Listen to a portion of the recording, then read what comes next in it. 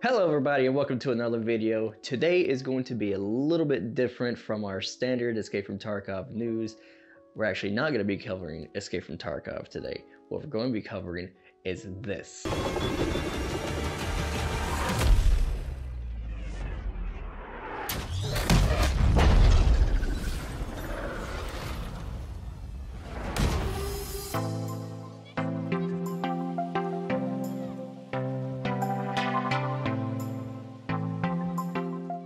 That's right.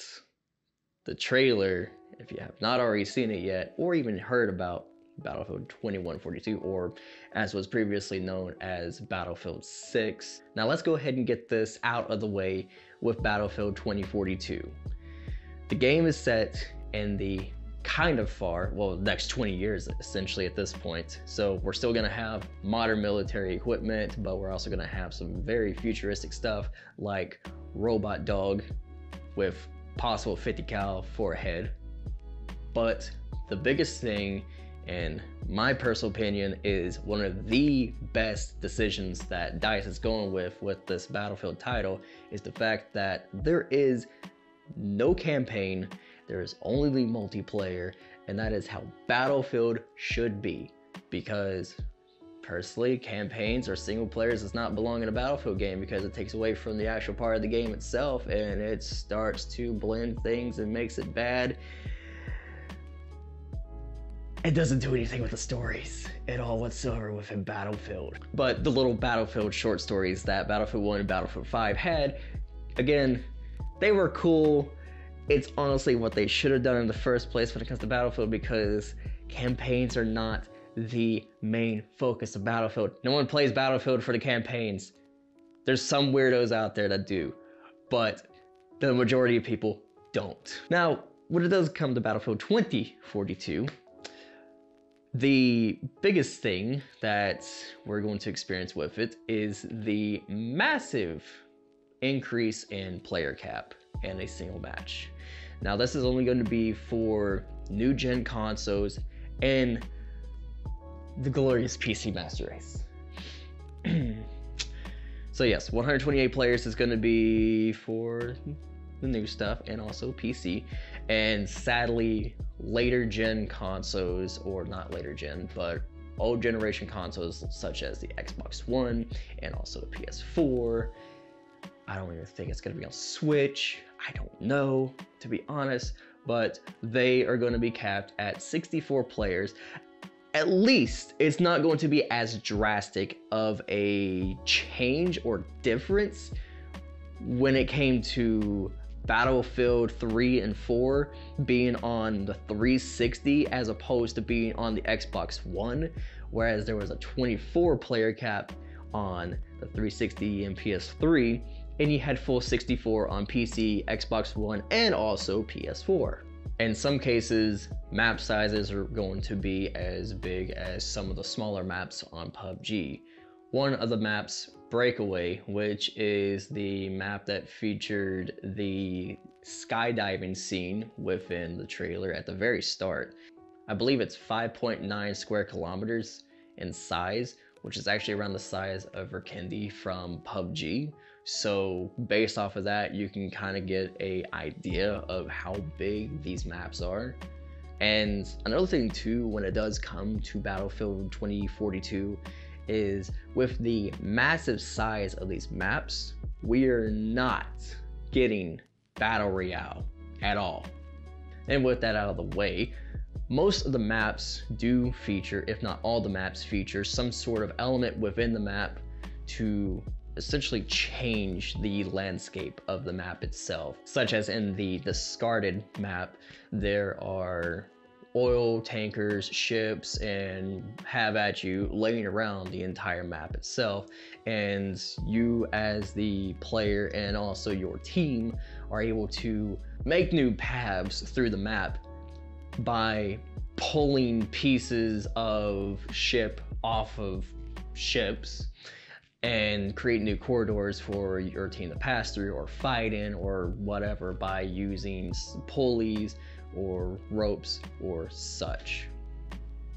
the main thing that makes Battlefield 2042 a difference between previous games is technically you're not fighting with or for the US or Russia.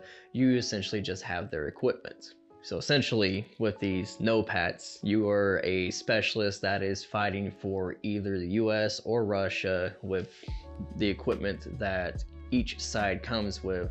Now, as far as playability goes, the game does have a new form of classes which is in the form of specialists. Classes are still in the game, but each specialist is going to be a specific class. So basically, there's the classic 4 classes that's always been in Battlefield, and some have changed every once in a while, but you have your assault, engineer, support, and also recon. Now, as far as the whole specialist thing, the 4 classes are split up among the 10 specialists. So each specialist is a different class, but each specialist is essentially its own character that you would like to play as. Such as one is a guy from Germany who is a support class. He has a automated sentry gun, and also he is essentially the medic or field surgeon. And that's essentially what his specialty is that he has a trait of being field surgeon, and his special gadget basically is a syringe pistol where he could shoot a friendly across the way from him and revive them. Now, this might be something that Battlefield is going to be going in the direction of as we progress, which is going to have more specialists that are going to be released. But when it comes more down to it, when it comes to customization for Battlefield or your specialist, is you're going to be able to use basically any primary that you want to use with each character or specialist, no matter whatever the class might be that they are. And when it comes to the weapon customization, we're going to be able to apparently change the configuration of weapons on the fly while in the heat of battle. So you'll be able to change your configuration of your weapon from being a long to medium range weapon out in the open to switching to a more close quarters combat weapon when you go into, say, like the deserts of the ship map and you're going into one of the oil tankers and you need to configure your weapon down to a more CQC weapon, basically giving you the ability to fight in any situation. I don't know if it's going to be something similar to like we've seen in Crisis 1, 2, and 3, where you can change your weapon configuration on the fly. And when it comes to vehicles and Battlefield 2042, things are going to be changed up just a little bit. When it comes to accessing vehicles or basically just having them in general, you're going to be able to use a tablet in-game that allows you to select what vehicle you want. So this could be based off of the squad point system from like Battlefield 5, where you have to accumulate enough points and then you can call in a vehicle like a tank, LAV, or helicopter potentially, and they will be airdropped into your location where you are at. So this should eliminate the need for vehicle spawn camping whenever you are trying to get into a vehicle at the start of a match or anything like that. Everything could start as a infantry battle at the very beginning with light vehicles being used, to as the battle progressing, you'll be able to see all sorts of open vehicle combat going on anywhere in the map essentially. Because as everything progresses, people will be airdropping in vehicles like tanks and LAVs to use for whatever combat need arises. And when it does come to the vehicles themselves, there's going to be more options basically for teamwork.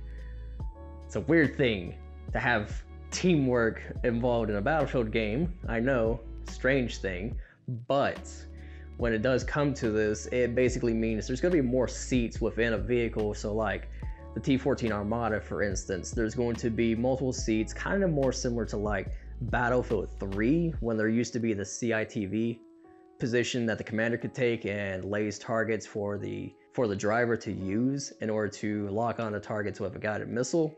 When it comes down to it, it's going to be more about teamwork inside of the vehicle itself instead of someone just being by themselves in a vehicle and basically owning the whole match. Kind of similar to what we saw in Battlefield 1 or Better yet, more similar to how we see vehicle combat, how it works in games like Squad or Postscriptum, where it requires a driver, a gunner, and a commander, all working in unison to have the vehicle function properly and to be able to engage targets wherever they might arise. Now let's talk about everybody's favorite thing, DLC. Now, how is this going to work essentially? It's going to be more like how Battlefield 5 was supposed to work, with it being a live service essentially, but with Battlefield 2042, it's going to be more of a season thing progression. So content will be dropping for free, such as guns, maps, attachments, potentially maybe vehicles. All those types of things will be releasing, but with each season comes also a battle pass.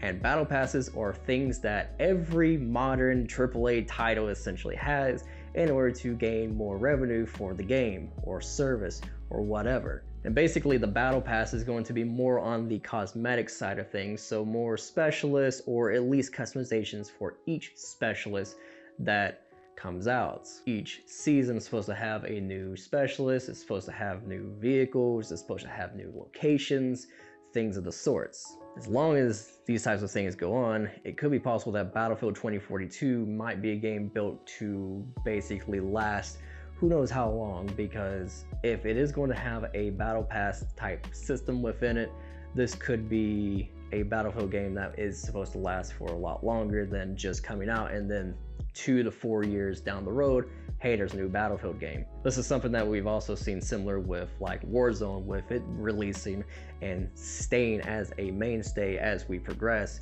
with how it's going. And as each Call of Duty game comes out, there's going to be new content drops for Warzone when it does happen, basically.